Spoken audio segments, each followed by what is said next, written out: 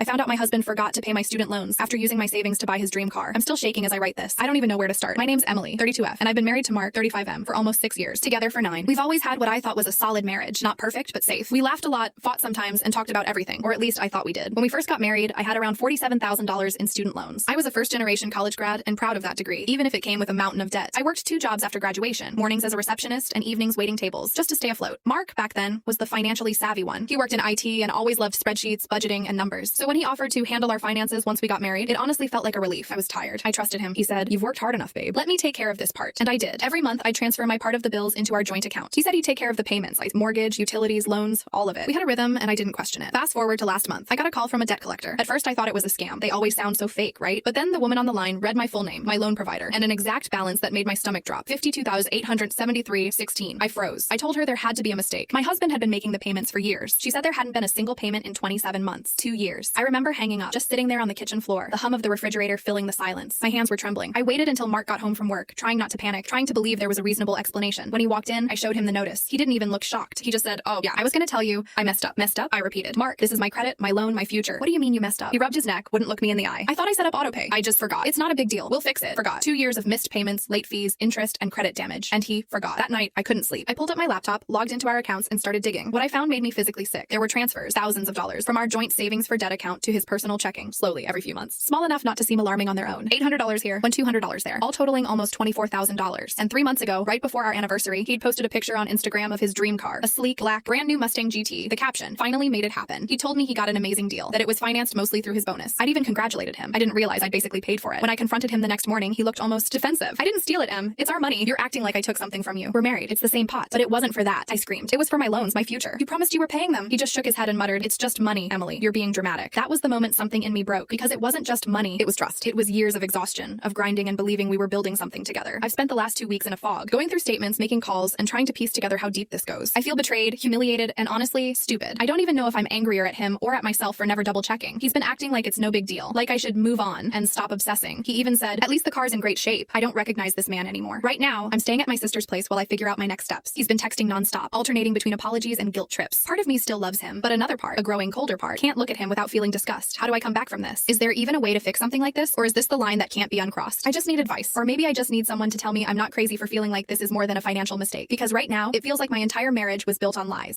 The full story is on my channel.